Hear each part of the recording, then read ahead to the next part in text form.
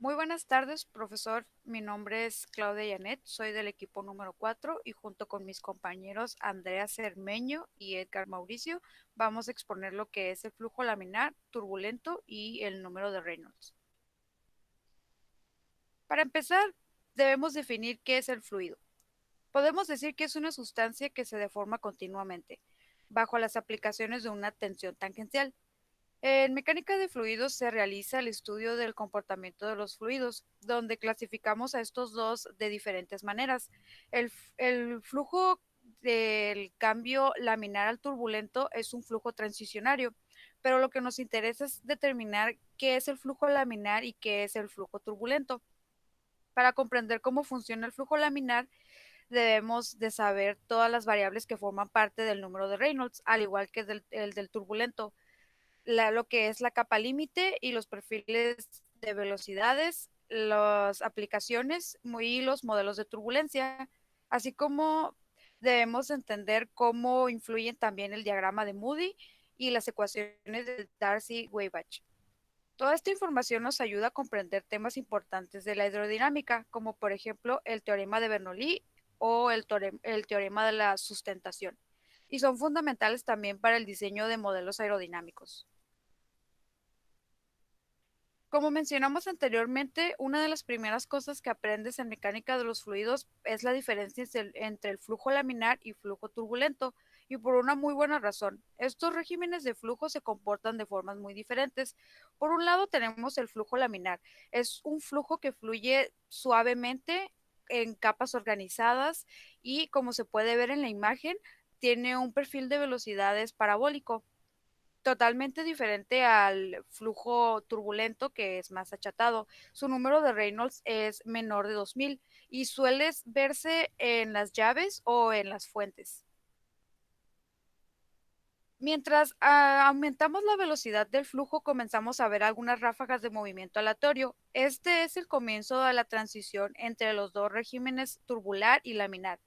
Totalmente contrario al flujo laminar, si seguimos aumentando la velocidad, terminamos con un flujo completamente turbulento. Se caracteriza por muchos puntos, principalmente porque es impredecible, es desordenado y caótico, depende sensiblemente de las condiciones iniciales. Si llegara a cambiar algo en el flujo, cambiaría también en su estado final. Al ser caótico no se pueden hacer predicciones, solo podemos hablar de él estadísticamente.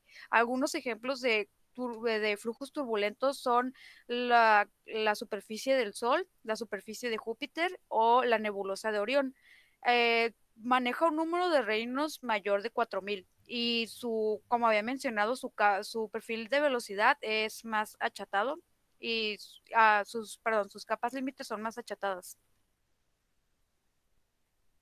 Crea torbellinos en muchas escalas. Consisten en muchos fluidos de remolinos que interactúan, llamados torbellinos o vórtices. A diferencia del flujo turbulento, con el flujo laminar no hay fluctuaciones de velocidad aleatoria, por lo que en general es bastante fácil de analizar.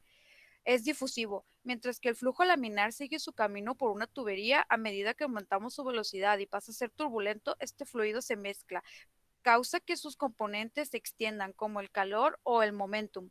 La transición del flujo no solo depende de su variedad, es más fácil que suceda en tuberías anchas y menos fácil con fluidos viscosos. Contiene mayores números de Reynolds, como había mencionado. El número para determinar si un flujo es turbulento tiene que ser mayor de 4000, y los regímenes entre 2000 y 4000 son para la transición que ocurre de un flujo a otro. El flujo laminar está limitado a velocidades pequeñas, tamaños pequeños o a viscosidades grandes. Es disipativo, toma energía de las escalas más grandes de los torbellinos y esa energía se transfiere a torbellinos más pequeños para finalmente disiparse como calor. Para mantener esta turbulencia se necesita bastante energía. Oswald Reynolds realizó pruebas exhaustivas para identificar los parámetros que afectan el régimen del flujo y se le ocurrió este parámetro adimensional. Es la relación de fuerzas de inercia entre las fuerzas viscosas. Se puede interpretar que cuando las fuerzas viscosas son dominantes, se está hablando de un flujo laminar, pero cuando las fuerzas de inercia son mayores, quiere decir que este flujo está siendo turbulento. Existen dos fórmulas de calcular el número de Reynolds. Por aquí en la imagen podemos observar que tenemos lo que viene siendo la fuerza de inercia dividida entre las fuerzas viscosas, viscosas dinámicas del fluido. Cuando tenemos que el ρ es la densidad del fluido de kilogramos entre metros cúbicos, U es la velocidad del fluido, metros sobre segundos, L es la dimensión de longitud característica, metros, y μ es la viscosidad dinámica del fluido, pascales por segundo. La segunda forma de poder mostrar esta fórmula es dividiendo lo que vienen siendo las fuerzas e inercias entre la viscosidad cinemática. Cuando tenemos la fórmula anterior, la utilizamos por lo generalmente en tuberías, pero cuando tenemos la viscosidad cinemática se suele utilizar para fluidos al aire libre. Entonces, U es la velocidad que tiene el fluido, que es metros sobre segundos, L es la longitud dimensional característica y V es la viscosidad cinemática, metros cuadrados sobre segundos. Para calcular la viscosidad cinemática, dividimos nada más lo que viene siendo la viscosidad dinámica del fluido entre la densidad del fluido. Tipos de longitudes. La longitud característica dependerá del tipo del caudal que estemos analizando. Tenemos tres casos diferentes. Para el flujo que pasa por un cilindro, pues será el diámetro de este cilindro. Para el flujo que va más allá del perfil aerodinámico, será la longitud de la cuerda. Y para el flujo a través de una tubería, será el diámetro de la tubería. Como ya hemos mencionado, los diferentes tipos de flujo manejan lo que viene siendo un perfil de velocidades. Si imaginamos un líquido que fluye por medio de una superficie plana, lejos de la superficie el fluido no se ve afectado, se sigue moviendo con su velocidad de flujo libre. Pero más cerca de la superficie, debido a la fricción y adhesión, las moléculas de fluido están adheridas a la superficie. Su velocidad es igual a cero y el fluido a su lado solo puede fluir lentamente, lo que quiere decir que hay una fuerza de fricción que está chocando con el flujo que está queriendo transitar. Conforme vamos aumentando de capas, la velocidad del fluido aumenta también. Entonces tenemos una velocidad de flujo libre en lo que viene siendo en la parte media. Por eso es que en el flujo laminar se da esa forma parabólica. La región de ajustes de velocidad se conoce como capa límite. Si hablamos de un flujo laminar, se le llama capa límite laminar y tiende a tener una forma parabólica. Para formar esta capa límite, la superficie aplica una fuerza al fluido. Eso significa que el fluido aplica una fuerza igual y opuesta a la que conocemos como fricción de la superficie. Si la velocidad del fluido es bastante rápida o la superficie es larga, la capa límite crecerá y el fluido pasará a la turbulencia. Para una capa límite turbulenta, el fluido se mezcla, lo que hace que el fluido que fluye más abajo se acerque, lo que hace que el fluido que fluye más rápido se acerque hacia la superficie y aumente la velocidad. Este aumento de velocidad también se puede dar cuando las superficies son muy rugosas o tienen obstáculos, que empieza a hacer que el fluido empiece a cambiar de direcciones y las capas empiecen a moverse aleatoriamente. Aquí tenemos un ejemplo de lo que se acaba de explicar. Como se ve en la primera imagen, la capa límite laminar el fluido es bastante suave, tiene esa forma ordenada de parábola y pues tiene una fuerza de fricción que está deteniéndolo y por eso hace que vaya transitando tranquilamente, mientras que la capa límite turbulenta es diferente. La fuerza del fluido libre, que es igual a 1, puede bajar hacia la superficie y aumentar la velocidad. Esto hace que tenga una forma más achatada, menos parabólica, menos redonda.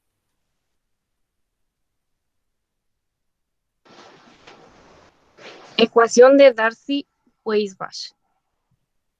En el flujo de las tuberías, algo que es muy interesante es la caída o la pérdida de presión en el flujo laminar o flujo turbulento. Esta pérdida es mayor para el flujo turbulento que para el flujo laminar. La pérdida de presión se puede calcular con la ayuda de la fórmula de Darcy-Weisbach, como se muestra en la diapositiva. Pero para poder utilizar esta fórmula es necesario conocer la velocidad promedio del flujo, la densidad del fluido y el factor de fricción. Para calcular el factor de fricción es necesario saber si se trata de un flujo laminar o de un flujo turbulento, como ya se miró anteriormente, ya que si se trata de un flujo laminar, este factor de fricción sería una función del número de Reynolds, como se muestra en la imagen, factor de fricción igual a 64 sobre el número de Reynolds. Una característica de la pérdida de presión en el flujo laminar es que esta pérdida es proporcional a la velocidad del flujo, mientras que para el flujo turbulento el factor de fricción está definido por la ecuación de Colebrook, solo que con esta ecuación es más complicado, debe resolverse iterativamente. Las características que tiene para este flujo turbulento es que la caída de presión es proporcional a la velocidad del flujo al cuadrado y que también depende de la rugosidad de la superficie en la tubería, porque para este flujo sí introduce perturbaciones en el flujo. Como la ecuación resulta difícil de usar, el diagrama de Modi es uno de los diagramas más aceptados y utilizados en ingeniería para diferentes condiciones de flujo. Pero, ¿qué es el diagrama de Modi? Es la representación gráfica en escala doblemente logarítmica del factor de fricción en función del número de Reynolds y la rugosidad relativa de la tubería, que es lo que mirábamos anteriormente, que esta rugosidad sí resulta ser importante en el flujo turbulento por las perturbaciones que introduce en el mismo. Pero, ¿qué es el factor de fricción? Es un parámetro adimensional que se utiliza para calcular la pérdida de carga en una tubería debido a la fricción o la caída de presión, mientras que la rugosidad relativa se trata de un conjunto de irregularidades que posee una superficie. En este caso, en las tuberías colabora con la fricción, la que a su vez reduce la velocidad con la que el fluido se desplaza. En tuberías muy largas, el fluido podría incluso dejar de moverse. Para saber cómo utilizar el diagrama de Modi, se puede observar que del lado izquierdo de la imagen se encuentra el factor de fricción y el número de Reynolds en la parte inferior del diagrama. Aquí quiero mencionar que en la tabla va desde 600 a 100 millones, mientras que del lado derecho encontramos la rugosidad relativa. Para poder entender cómo se calcula el factor de fricción con el diagrama, aquí tengo un ejemplo, donde suponemos que tengo un número de Reynolds de 10 a la 6 o de 1 millón. Exactamente donde se encuentra ese número, hay que trazar una línea vertical. Aquí ya la marqué de color naranja. Y vamos a suponer que tengo una rugosidad relativa de 0.001, donde se intersecta el número de Reynolds con la rugosidad relativa. En ese punto es donde se va a trazar una línea horizontal. En este caso la pinté de color verde y a partir de ahí podemos saber el valor del factor de fricción. Aquí se observa que es de 0.02 y es muy fácil de identificarlo porque la línea de la rugosidad relativa es prácticamente una recta, pero en caso de que esta intersección se encontrara en una curva, a partir del punto es donde se trazaría la línea horizontal para conocer el factor de fricción.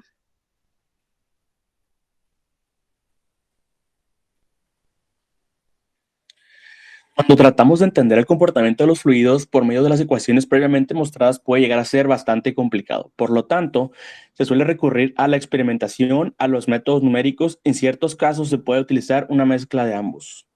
Modelar el fluido con métodos numéricos se conoce como el campo computacional de la dinámica de los fluidos. Para entender qué es esto, es necesario tener una breve introducción.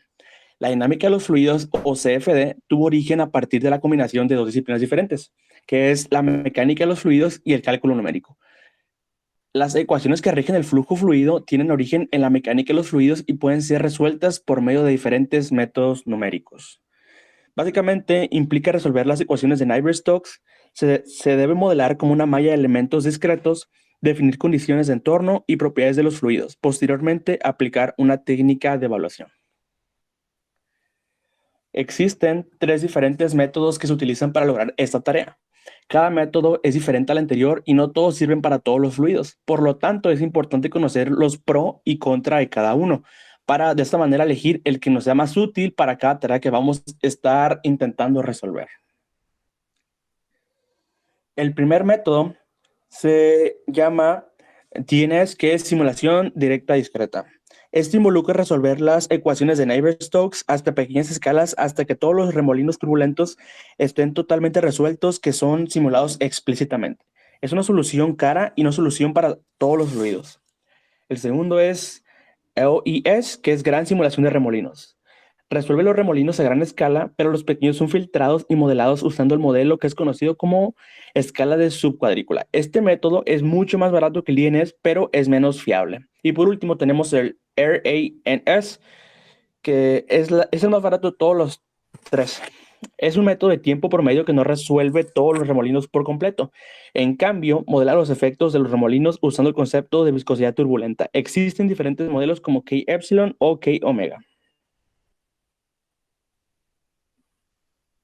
El uso del número de Reynolds es bastante amplio en el campo de la ingeniería y ciencia. Para mencionar algunos ejemplos en el campo de la bioingeniería, lo vemos en el gasto cardíaco, la cantidad de sangre que el corazón bombea cada minuto.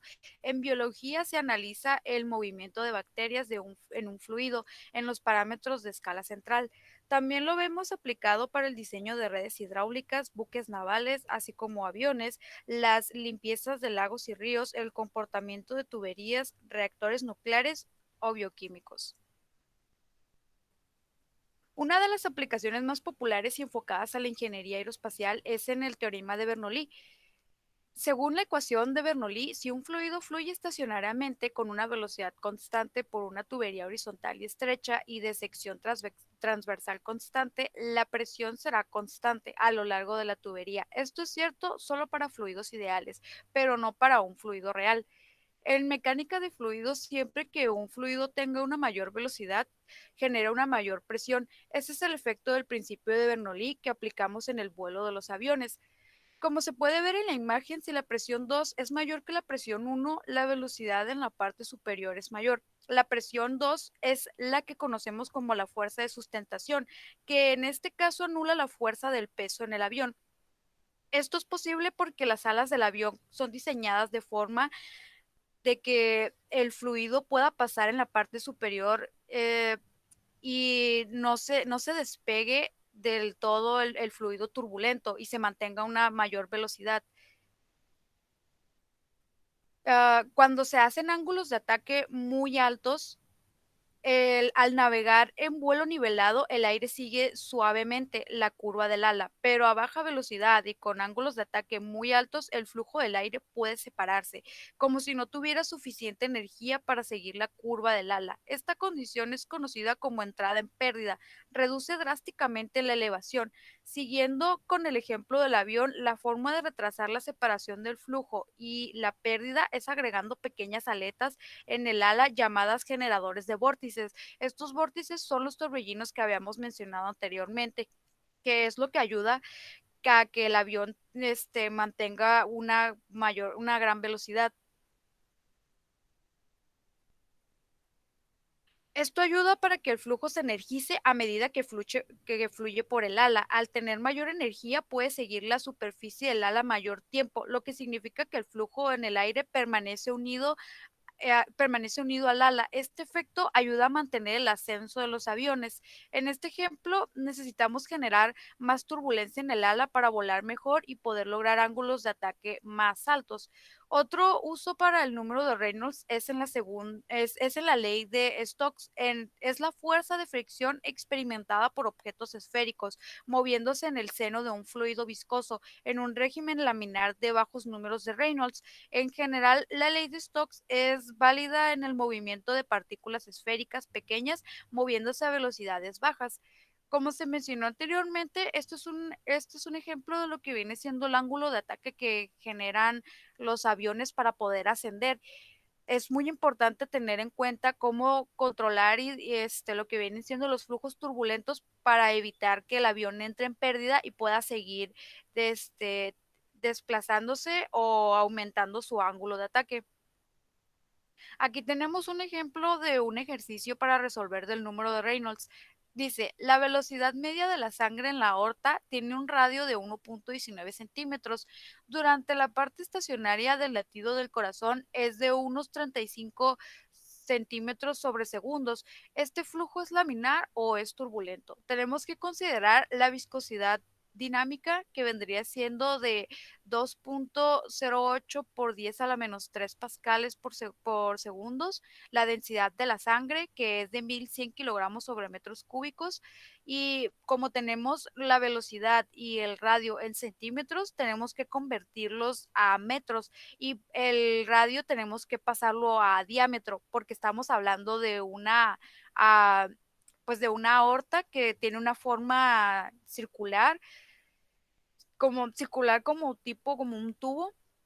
Entonces, una vez al hacer esas conversiones, pues nada más sustituimos en la fórmula del número de Reynolds, como se muestra en la imagen, nos da un resultado de 4405.2829 de 2884, perdón. Este número quiere decir que es turbulento, pero lo complicado aquí es entender cómo desaparecen las unidades en este número. A la derecha se puede ver el análisis dimensional desarrollado de cómo este número pasa a ser adimensional.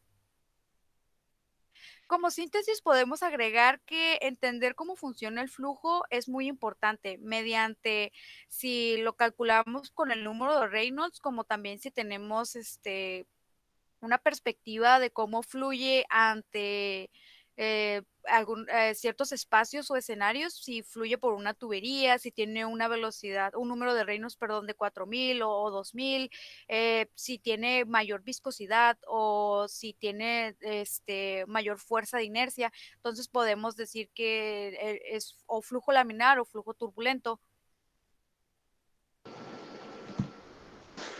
Para la pérdida de presión en un fluido puede determinarse con la ayuda de la ecuación de Darcy-Weisbach, pero primero hay que tomar en cuenta qué tipo de fluido es el que se está utilizando, laminar o turbulento. Una vez conocido el fluido, se puede determinar la caída de presión, ya sea con la ecuación de Darcy, utilizando para esta ecuación el factor de fricción como una función del número de Reynolds o, en caso de ser conveniente, el diagrama de Moody. Para analizar el comportamiento en modelos de turbulencia tenemos estas opciones. Primero que nada, simulación directa discreta, que es, en pocas palabras, se resuelven las ecuaciones de Navier-Stokes hasta escalas pequeñas. El segundo es gran simulación de remolinos, que es LES, resolver los remolinos grandes y pequeños con el método de subcuadrícula. Y por último tenemos técnica de Navier-Stokes, RANS. Se modelan los remolinos con ayuda del concepto de viscosidad turbulenta. Como conclusión, podemos decir que la naturaleza de los fluidos y su comportamiento son realmente impresionantes, caóticos y difíciles de entender. Gracias a toda la información que manejamos, podemos darle un uso en la explicación de fenómenos a baja escala como estructuras enormes en el universo. Esto es todo por nosotros. Muchísimas gracias por su atención.